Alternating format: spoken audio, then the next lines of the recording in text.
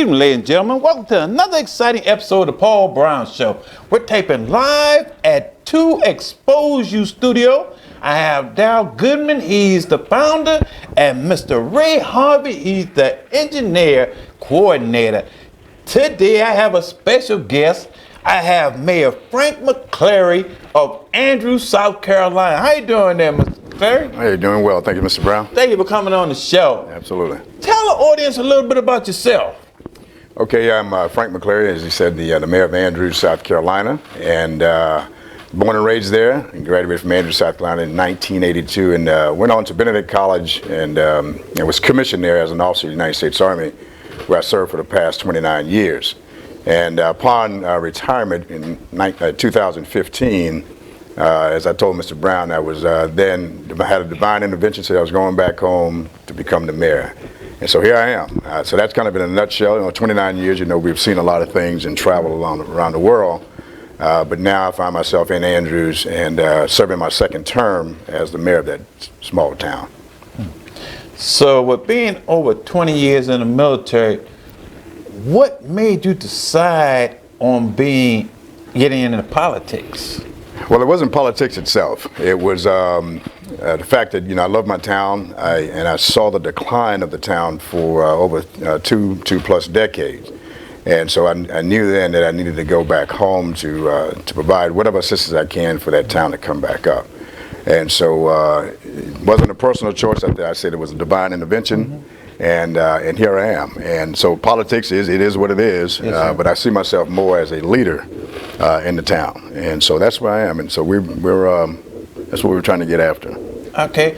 So describe that feeling when you were sworn in to office as the mayor of Andrews, South Carolina. Well, I would tell you it was quite different. I've done and seen a lot of things in the military, but this was different. I was back home. It was a huge build-up, how campaigns go, and my family was there, and so and I just knew the importance of what I was about to get into, and so the emotions, a lot of that had built up, and so then at the night of the conclusion of the election or the campaign, it was just overwhelming. Everyone was bursting in tears, and I knew then that's when I felt the weight of what we had to do and how far we had to go, and so it was just. But it was still comforting to know that I would be there to help my town begin to recover. So describe that feeling coming from a childhood of Andrew to now being the mayor of Andrews, South Carolina. Oh wow, yeah. So then, as a child, and as I tell people, you look at the finished product. Not that I'm complete. But you look at the finished product and you would think that this was someone who has had it made throughout their lives. But in reality, as a child, we were in a home that really didn't have any installation, no bathroom, no running water, that kind of stuff. We're talking about the 70s, and I graduated in '82. So my first real shower that I can say I owned was at Benedict College, the college that you and I went to. And so then coming from that and then maturing and moving through life, and coming back now to see how things have changed and how I've changed, now I can understand where I am now and where people are that are still struggling. Okay. And so then I bring a personal experience to trying to understanding that you can move from where you are to where you need to be if you apply yourself. And so that's kind of how again, I think that's what I bring is unique to this position. Coming from that military way of thinking to being a civilian, how did that help you into your decision-making process as mayor? Well, and I know many of us, and I know it's only 1% of the United States that serve in the military, but for those who know, the military teaches you how to plan, analyze, and think through and come develop a solution for the problem, regardless of what it is, how small or how large it is. And so everything I've learned in the military for the last 29 years, I am actually applying it here in Andrews. I mean, all of the thinking through how to make do with less, because again, you only survive on what you generate in terms of your revenue. And so then we don't have it's not a big town, it's about 2.2 square miles, 3,000 people in the voting population, but we serve about 11,000 people, 4 schools. So then with a budget of $3.5 million, it's not a lot to go around. And when you're having challenges with your infrastructure, those things, so you have to be really, really careful on how you allocate the funds for the things that are important. And so again, I learned all that, because I managed, a budget of over $100 million at times throughout the military. So then it teaches you a lot, and it's a great foundation. And if I had it my way, I would have every American go in the military for at least 3 years. I know that's right. Yes, It's a good thing. Yes. It's a good thing. Okay, as far as, I know you talk about the size of Andrew. Mm-hmm. Now, when you compare yourself to the bigger, larger cities, how does it feel that you are the voice for the citizens of Andrew when you're going in those rooms with these larger mayors, of larger cities? Well, then first I go in to learn from them because they do have a larger population, but we have the same challenges. Cool. When you're talking about infrastructure, you're talking about taking care of the people with safety, water, all those things. It's the same problem set. So I go in to learn from them. But then what ends up happening, they learn from me as well, because again, I have done a lot of what I'm doing now in the military, various jobs. And so then there's no intimidation. We work together. I take every opportunity to learn from these experienced politicians and leaders. And so it's no intimidation. We learn. We have the Municipal Association of South Carolina for the municipalities, and you go there and you learn how to govern and manage your town or your city, whatever the case may be. And so it's a learning environment. So there's I'm not intimidated. I go in there to learn. Correct. Yes. Yeah. Do you think that sometimes, because of the size of your city, some of them may try to take advantage of of the size of your city and try to kind of like take control of the financial aspect? Well, we don't have, in terms of the municipalities, we're all on the same level regardless of the size. Okay. Where we're challenged in terms of any threat, and I use that kind of lightly, any threat of taking over, you have to deal with your counties regardless of where you are. So your counties are who you deal directly with, not necessarily another city. So that if you understand their responsibilities, your responsibilities, and the jurisdictional boundaries, then you won't have to worry about a takeover. And besides, we're governed by the Home Rule Act, which gives the mayor complete control of his jurisdiction. And so we don't worry about people coming in to take over. Now, you're competing for businesses. Mm-hmm. Now, where the larger cities or the county obviously have more resources, then we have to be creative and be very active. So doing this show right now, I will be promoting Andrews, and I know Andrews have resources and assets that developers and business owners could benefit from.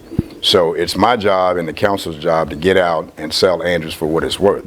And so then we won't worry about anybody, taking over our town. So as far as Andrew, what would be a great reason for big businesses to come to Andrew? That's a good question. Andrews sits in the middle, I say midway between Charleston, where we are now, and Myrtle Beach. We sit on the 521 and 41 intersect in the heart of my town.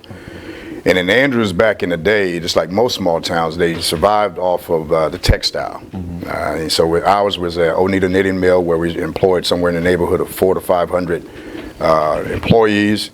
And then in the late 90s to early 2000, when the textiles collapsed and went away, that left a lot of people without a job. Okay. And so what we have to do now, but what happened then, because Andrews was a booming town then. But what happened when Oneida left, it left a pretty good infrastructure in terms of warehouses, and there's other places that came up, and we had other businesses there.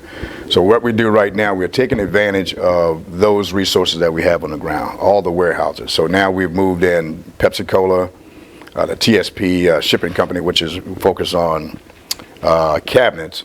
And so what we're seeing ourselves now is becoming a major distribution hub. Okay. And so as Charleston grows, Myrtle Beach grows, and it pushes out, we have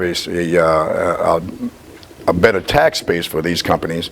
And where Andrew sits again, 45 minutes an hour away, they can now store their parts there. Mm-hmm. And we have an airport there. We have, again, the major infrastructure in terms of the road network. So that will get them I think give them a better option in terms of where they have their supplies and resupply locations. And if you want to go to the beach, you're an hour away, and you come to Charleston to visit, and then you come back to Andrews and live and operate. So that's what we offer them. Mm-hmm. So again, the airport, great people, great family, great food, and they can't go wrong, I think, coming to my little small town. How would your town feel about the growth that these big businesses would bring to them? Well, we're excited about it. That's where we're looking. We lack in probably most basic things that the mature cities have. You're talking about hotels, sit-in restaurants. Although right now they're constructing a brand new Burger King as a result of the work we've done over the last couple of years. These businesses are coming in, so the people are excited about new businesses coming in because it cuts down their travel. Because a lot of my citizens right now travel all the way. I mean, up as far as Charleston. My wife works in Mount Pleasant. Okay. She's an attorney, so she has to travel way up here to get a good job. So we are inviting new businesses to come into Andrews, and again, we have the workforce. We're developing them. So we're ready to go. We understand what's happening, again, as I stated earlier, with the big cities. They're bursting at the seam. So they're going to have to come in and take residence in Andrews, and we're looking forward to inviting them in. I know a lot of these businesses, they have families, which would bring education. Tell us a little bit about the education and how that growth would be to the city. Okay, one of our major focus is right now is affordable homes for our citizens. We're certainly not where we need to be there. So as families and businesses come in, I know that's one of the things they consider. So we're right now have a major push now to start to build homes. Okay. The school system, we have 4 schools in our town. We have 3 public schools and 1 Christian academy. In fact, our elementary school is the largest in the county. It's have 900 kids, a little bit oversized, which gives us justification now to expand or build an intermediate school. So the education piece is there, and we're doing quite well. We're challenged by the same things other schools and counties, in terms of the teachers and the pay and all that kind of good business. And that brings some challenge. That gives retention in terms of our teachers becomes a challenge, because if you don't have some of the accommodations that they're looking for, then they won't be there long. They'll go to Myrtle Beach or somewhere else. Yes, sir. But we have the school system there. We have the resources, and so we're prepared to receive new businesses and new families. So how does that make you feel, knowing that there's so much potentials in Andrews? It's a great feeling. Again, to know that we're moving forward. And as I state to them, I said, we're moving forward closer to the 21st century. We have major construction going on in town now. We have a brand new $5.5 million recreation facility, thanks to the county for putting that into place. We're now building a brand new municipal complex, which will house our police department, our admin, and our fire department. So things are starting to turn, and so it's a great feeling to see this. And the biggest thing is our citizens. The government can't go but so far without the assistance and the help of the citizens, and they're now starting to come out. We explain to them that we have to become loving people as we used to be, loving our neighbor. And because people are checking, if any business person that's coming in, they're going to check and see what the attitude is, the safety, schools, housing. And so if our attitude is not right, then no one wants to come there, because their business is not going to prosper or their family is not going to feel safe. So we're working on those things now, and I will tell you, in the last couple of years, we've had all of our citizens coming out now, running all of our programs, our festivals, Christmas parades. So now everything is turned into a big festival, and we have food trucks there. So, and that's a way to bring people out and have them to interact, and now begin to appreciate each other for who we are. And so, I'm pretty happy with that. I know you talked a little bit about the safety. Now, how is the crime rate, and why is this so important for people to know before they come to your location? Well, safety is paramount, obviously. We have our own police department, which is about 10. We have 10 to 11 officers, And that's a challenge, and that's a constant change in that because officers move around. Yes, sir. You're not going to, just like teachers, you're not going to pay them as much as they deserve, and so they're going to move around again so they can have a better life for their family. And so then, and the other challenge there, we sit on the border of Georgetown and Williamsburg County, so there are pockets in there where people, if they want to do bad, they can get in those areas where it's not heavily patrolled. Okay. And so we're now working with both counties, Williamsburg County and the Georgetown County Sheriff, so we can then establish a mutual agreement where our officers can go in there and patrol those areas to keep down the crime. So things happen. We're no different than any other. We have our share of it, but we are very active on public safety. I know you talked about your family. Tell us a little bit about your family and why. How did they feel about you wanting to run for politics? Oh wow. Well, you get different perspective. You know, my father told me. I said, well, I was coming home. I said I was going to retire and come home and find a job. He said, no. He said, you've been running things too long. You need to find something you can do so you can be in charge. And so, but that wasn't the reason. But they were excited for me to come back. They were there with me as I campaigned, and they're very supportive now. And and I'm back home. I'm back home, and I'm serving the people that helped me. And when I was a child coming up. So it's a great feeling, and they are very supportive. And how does that push you to want to do better, being that, you know what I'm saying, that these people saw you as a young man, yeah, and now they've seen you come back, you've been in the military, you've came back, you've done your time in the military, and now you want to give back to your community. Well, I'll tell you, that's big. That's big for me because I know the sacrifices that people made for me and others, and so it drives me. It's like my job in the military. It drives me to go out and help people find ways to live, have a more comfortable life. So I look for every avenue, whether it's personal, professional, whatever it is I can do to help them to improve, to come up. That's what I do. It's not just me. Again, we have a council now that is very much engaged in what's going on. Almost brand new council. So we have a lot of help going on around, and a lot of things are focused on the mayor, but we have a team there that's pulling together. And so it drives me. I sleep very little because I'm trying to think about ways. How do we do things better? How do we reach out? How do we have platforms like this so we can explain to the people and invite people in so they can know where Andrews is. It's a small town, as I said. So we want to make it the best. We want to make it a destination, not just a place that you can drive through to go to Myrtle Beach or come to Charleston. We want them to come and stay at Andrews. So we're going to create those conditions for that. I know you talked about the team. Why is it so important that you have this team that's there to help you make this process such a, because this is something that's really big. Yes. And we don't see it all, but you see it on a daily basis. Y'all see it all. Well, it's important for the team. I mean, you can't do it alone. One man or one woman can't do the things that need to be done in this town or any organization. If you're playing golf, you might be able to do it by yourself. Mm-hmm. This is not a golf game. This is about lives and the quality of life. So as we go about this thing, it's important that I bring them all in. I look at the government, the school system, the families, the churches.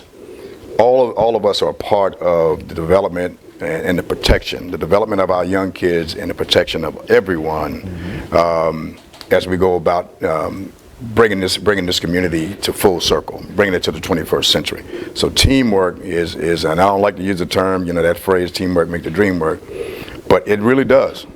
You have to work together. I think, coming together will deliver a greater punch than, with open hands. So we work together. It's a team, and that's how I've lived my life. There's 29 years of military. I didn't accomplish any mission by myself. I always had the troops there, my senior leaders. So it's always the team working together. You're going to get a better result. It's important. Mayor McClary, do you ever look in the mirror and ask God why you were chosen to do what you're doing right now? No, I don't question him. What I thank him for is the showing me my purpose. So for a long time, I thought my purpose was to serve in the military. But my real general purpose, as I understand it now, is to serve people. So he has blessed me with a career that, where I live now, the cost of living is not that great, but I can live there without having to work a full-time job. So I'm full-time in my mayors. I'm not a full-time mayor on paper, but in terms of action, I'm a full-time mayor. And so it's just a blessing. So he has me, I'm serving in my purpose. So there's no greater feeling than to be able to serve others. Because God has already taken care, and he's continuing to take care of me and my family. I believe that God knows that you were the man for this position, and that if anybody that would do what's best for Andrew, it would be Mayor Frank McClary. I believe that. And I'm sure there's others out there that can do the job. But I was chosen. This is the time for me. So I have to again follow God's lead. I will tell you and I know it's divine intervention, because I was serving. My last duty station was in Kuwait. Okay. And in 2015, I was at the end of my career, and I'm thinking about where am I going now I'm going to make a whole bunch of money. I know, somebody's looking for a retired colonel. I'm going to make a bunch of money. But it was one day, to me, I call it a divine intervention, where it was clear to me, you're going back home. And I didn't look twice. I didn't think twice about it. And I said, I'm going home. And that was the journey I've been on from March of 2015 to now. Yes, sir. So when you told us to your wife, what did she say? Because I know she probably wanted to go to maybe she said. Oh man, well it was interesting. It was interesting because we had just we met in 2013. So this is 2 years prior to my retirement. So again, I had some ideas I'd be coming back to Andrews. So when I explained to her what was in my path and where I was being led by God, she was all on board. Long story short. And then, of course, reality set in once you move there and you see that, okay, now she's a lawyer, and she had I think 4 degrees. Okay. How are you going to apply that in this little small town? There's not a whole lot of jobs. And so for a couple of years, it took her a little time to adjust, but now she's out, she's teaching business classes free to our citizens, teaching them how to become entrepreneurs, 501c3 certified, and so she's now found her niche, and now she's working with a law firm here in Mount Pleasant. Okay. And the name escapes me right now. But the family's on board. We have a 10-year-old daughter who goes to Andrews Elementary. She is excited about her school. She's made all kinds of. Everybody's her best friend. So it would probably be hard to pull her out of Andrews at this point in time. Because she loves it, and the family. So she's grown into it in terms of family. Now my biological family, they're excited to have me home, and it's great, and I'm happy to be home. So it's good. Family's good. Okay. So Mayor McClary, where do you see yourself at 5 years from now? Well, I see myself remaining in this position, because the work that we have to do is long term. You don't turn this town around, or any organization, overnight, especially when you're working with a very limited budget. So again, you have to be creative, and you have to be thoughtful and have vision that is that you can look beyond where you are to make things happen. So again, we've come a long way in the 4 years, couple months that I've been in position, but we have a long ways to go. And so then I'm serving this term, and I don't think it's all going to get done in this term. So then you do the math, it's probably going to be running again, because it's the work that we have to get done in Andrews that's important. That's why we're here. That's the purpose for being here. So people in Andrews should know that they have you for the long haul. Oh yes, sir. I'm committed. This is a commitment. This is not. A lot of people ask me, because I go so hard and they see me all over the place. Are you setting yourself up for, a state level or something? No, that's not my goal. I was never destined for, in my mind, to be a politician. That's why I don't adopt that title. I adopt a leader, because that's what I've always been. So I'm going to be here until God tells me differently, or He calls me home. that's how it is. So it's long term until we get it right. Mayor McClary, you're doing such a great job. I mean, you've seen the growth of the city, and you seem like you have so much energy. Oh man, it's always that's me. The military, fraternity that we both love very dearly, Omega Psi Phi. Right. You can't get through that without having a whole lot of energy. And so then when you see you're making a difference in people's lives, that encourages you to continue to go. So I'm 56 years old. I'm still getting after it. Still running my 5 miles and try to compete in half marathon. So the energy is there. I just need to find more resources. I need people to come in and invest in my town. Yeah. So I know we have a lot of these youth that we have not only in the community but in our country. What advice would you give them? Not only the young men but the young ladies who's undecided about life. Well, I'd say first just be good kids. Be where you grow, where you are. Listen to your parents, your teachers, your pastor. So don't try to become an adult too soon. Okay. Listen to your counselors, and they will help you understand where your capabilities, how well you do in math or English, whatever it is that you are capable of doing, and they'll put you on a path. And so I would say, be a child as long as you can be a child. And when it's time to, and look forward to going to college, whether it's a technical school or whether it's a 4-year college or the military, let that be your aim. Don't settle for just staying at home. Well, I'm gonna ride and stay with the parents until I'm 25. That's not a goal that you should set. The military is great. Again, if you go there for 3 years, it'll teach you so much. Yes, sir. It'll groom you. It will take away a lot of these bad habits that you may have developed, as a kid. Because again, we're going to make decisions that are not very popular as kids. Prayerfully, it's not one that's going to, land you in jail somewhere. Okay. So I said, be a child, learn, study. Education is key. Learn as much as you can, because knowledge is power. People can't take that away from you. And as long as you have those credentials and that understanding, most doors will open for you. So I would say just learn. Just be a sponge for education of different things.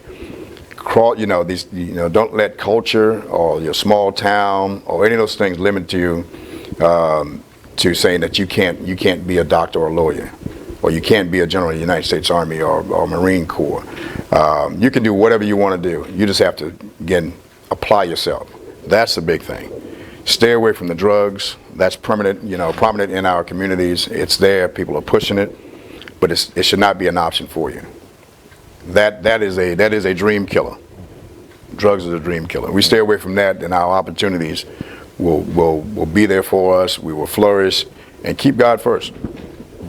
Yeah, gotta be in church. Keep God first, and they'll be just fine. And what advice would you give to the young individuals who have made a mistake but want to change their lives? And that's possible too. I work very closely with the federal prison that's in Salters, I think about 20 miles away from Andrews. So we talk a lot about the reentry program, coming back into the community. And so I know the one there in Salters have a very good reentry program. They teach them skill sets. So a lot of these men, and that's the only facility I've been to lately. So a lot of these men are taught a trade, whether it's electrician, plumber, which makes big money, by the way. I hate to call a plumber because that's $125 just to show up. But you don't give up. If you have an opportunity to get out of the system and get back into it, learn as much as you can on the inside. There are a lot of people on the outside pulling for you, obviously, because you're going to come back to a community. And we want you to have a skill set. We don't want you to come back and not have something to do. And so never give up. Learn as much as you can where you are, and then come back out and become a productive citizen, in your community. So it can happen. Why is it so important for them to think, be my own owner of my own company, instead of wanting to work for someone? Well, entrepreneur, and again, not everybody can work for somebody else. And if you can control your own destiny in terms of being an entrepreneur, go for it. It's out there. And again, as I said earlier, my wife teaches those classes, so I've seen, young men and women come through that program, and now we have one guy in particular, Mr. Jason Stone, who is an artist of steel and wood. And this guy does this stuff on his own, on his hand. And so when he came through this course my wife taught, it caught on. So now he's out here on the night market in Charleston. He is now have a contract with a multi-millionaire building, creating these steel doors and windows for their home, for multi-millionaire home. And so it's okay to be an entrepreneur. And just know that, you're working for yourself, and if you can't work for another company, that's the way to go. Become your own boss. I think a lot of people, they give up because they think it's going to happen overnight. Mm-hmm. And it's a process, and it may take some years, but the positive is going to work out. Don't give up. That's our young kids, and that's one of the pitfalls they fall into, where they want to get rich right now. They'll see it on TV, they'll see the rappers or whomever else have made it big. Now YouTube is a big thing where you can become a huge hit sensation on YouTube, but it's not going to happen like that for everybody. So again, if you have a business plan and understand whatever your goal is, when you lay that out, when you lay that business plan out, it will tell you all the things you have to do to reach this objective, this goal. And so that's what we encourage folks to do. Get smart about how, what path are you trying to go on, and when they do that, then they can manage the expectation. If you don't have a plan, then you will be all over the map trying to make it happen, and you're going to often find yourself failing because you're investing or putting your money in places that you haven't thought through, and it's not going to flourish. So do your work. Entrepreneurs is a good way to go, but do your homework and know where you want to take your business. Mayor McClary, I know you get out into the community a lot. How does it feel when you go to these certain events and people see you and they know that you're available? It's important. It's important that they know you're there, that you just didn't take this job to sit still. So I'm in the schools, the churches, wherever it is. It doesn't have to be in Andrews. I'm in Williamsburg County, Georgetown, Horry County. They see me everywhere. I'm in Charleston because I want them to know, again, that the exposure for me lets them know, okay, there is a place called Andrews. And then I want to spark their curiosity on why Andrews. But then for our local people, you have to be accessible because everybody have things they want to get resolved. And if they can't reach the mayor, then why are you there? You're not going to do it. So if I don't know their needs, then I'm solving my own problems, not theirs. And that's not the way this thing should work. What are some events that's happening in Andrew that the community should be aware of? Oh, wow. Well, we've grown again over time. We now have scheduled a lot of scheduled events now. I used to just kind of make it up as we go, but our festival season starts around September. Okay. So we have our big Andrews Heritage Festival, which back in the day used to be called the Good Old Days, which Chubby Checker, who's from the 29510 area, he got his big sign up that says Home of Andrews. But that was then. We have now the Andrews Heritage Festival. We bring in several thousand people. It brings the community out. We just recently last year moved it to Main Street. Mm-hmm. And so now that gives everyone an opportunity to come out, even people passing through. So we have the Andrews Heritage Festival. Now for Halloween, again, led by one of our citizens, Miss Chastity Cooper. Now we have a big block party for for Halloween, which all the business owners and the folks come out and we distribute candy on Main Street. That puts the kids in a safe zone. Again, everybody's coming together to now socialize. Churches are coming out. Now we have dunk tanks, all kind of activities. So we try to take every event and blow it up into a major event. And it generates revenue for our business owners. It brings the people together, and the kids have a great time. Now, some of the people who enjoy, giving candy out at home, they don't see as many kids because they're out there on the streets. And then our big Christmas parade is the same thing. That again is led by our citizens, And so it brings people in, and that's what we try to do, to bring the town to life. We're now have a couple projects going on right now, our Main Street revitalization. That's going to now add some, make it more attractive on Main Street, because that was one of our downfalls, is just the appearance of the town. And so then we know that alone too will keep people from coming in, because if you look like a trash place, I'm not going to put a business there. So we have a lot of things going on at the same time, but it's working. We're excited. Everyone is looking forward to the next event, and more people are coming out asking to be a part of it. And that's what's important, as long as they're happy. When you get these events going on, do you look at that and say, I'm proud. I'm proud. It makes me feel good. And again, it's not the event itself, it's that the people. You see the kids, kids everywhere. You got 4 or 5 jumpy houses, you got 3 other Ferris wheel, those kind of things, and they think it's the world. And they have a good time. And they have it right here in their hometown. So they don't have to go to Myrtle Beach or come to Charleston all the time. So we want to bring it to Andrews. And so when I see that, yeah, it does give me a sense of pride, accomplishment, and to know that I'm addressing some of the needs of the citizens. So as we travel down this road, as far as the mayor, some of the other things that you have, that, it's like, it's so wide. It's so many different avenues. So it's a lot. It's a lot to manage. But again, that's where you have to have a qualified staff, because again, you're probably providing police protection. We own our own department, and the public works, which provides clean drinking water, keeps the street and all those things clean, and repairing pipes. And so then it's a lot of things to manage, and that's why it's important, especially as we come, trying to come from a place that was not satisfying.